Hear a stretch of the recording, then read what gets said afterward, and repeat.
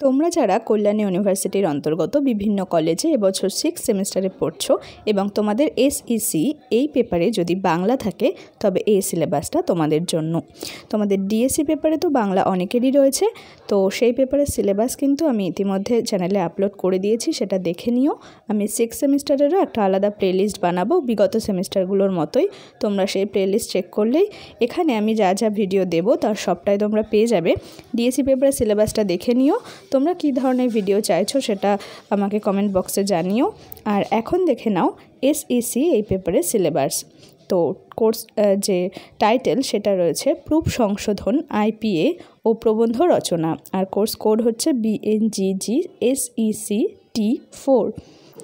এরপর হচ্ছে course nature হচ্ছে SEC, অর্থাৎ এই পেপারটার নামই SEC। ক্রেডিট রয়েছে 2, অর্থাৎ এই পেপারটার নম্বর হচ্ছে 50, সেখানে 10 নম্বরের ইন্টারনাল হবে আর তোমাদের 40 নম্বরের সেমিস্টার পরীক্ষাটা হবে। এই পরীক্ষাতেও কিন্তু তোমাদের যে নম্বর বিভাজন সেটা থাকবে আগের মতোই, অর্থাৎ 2, 5 এবং 10।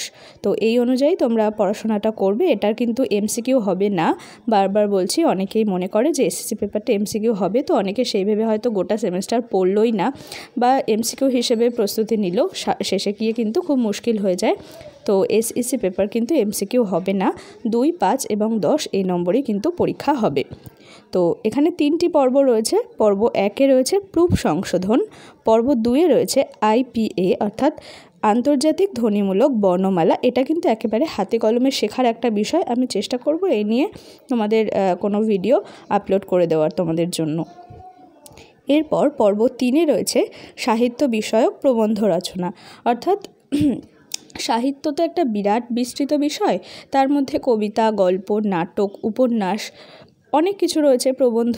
তো সাহিত্য বিষয়ক প্রবন্ধ বলতে ধরো তোমাদের এলো যে ছোট গল্পে রবীন্দ্রনাথের অবদান বা রবীন্দ্রনাথের ছোট গল্প, এইটা একটা টপিক হতে পারে, কিংবা ধরো মাইকেল মধুসূদন দত্তের কাব্য কিংবা বঙ্কিমচন্দ্রের উপন্যাস। তো এই রকম মোট কথা সাহিত্য নিয়েই আসবে। এবং প্রবন্ধ তোমরা যেমন ক্লাস 12-এ লিখেছো, ক্লাস 10-এ লিখেছো, 12-এরটা বিশেষ করে মনে করতে পারো যে তোমাদের থাকতো একটা মানস মানচিত্র থাকতো, তারপর বিতর্ক থাকতো, জীবনী থাকতো, তার মধ্যে যে কোনো একটা তোমাদের লিখতে হতো প্রবন্ধ। তো সেটা যেমন বিস্তৃতভাবে তোমরা রচনা আকারে লিখতে, এখানেও তেমনভাবে লিখতে হবে, পয়েন্ট পয়েন্ট করে লিখতে পারলে খুব ভালো হয়। আর আসবে একটা উল্লেখ করে দিয়েছে নির্দিষ্ট বিষয়, সেটা হচ্ছে সাহিত্য, অর্থাৎ এর বাইরে থেকে আসবে না, যা আসবে সাহিত্যের মধ্যে থেকে, অর্থাৎ কবিতা, গল্প, নাটক, প্রবন্ধ এইগুলোর মধ্যে থেকে, এবং এনাদের এইগুলোর যে লেখক লেখিকা কবি রয়েছে তাদের সম্পর্কেই কিন্তু আসবে। তো সেই মতন তোমরা প্রস্তুতি নেওয়া শুরু করো। এই হচ্ছে তোমাদের SEC পেপারের সিলেবাস।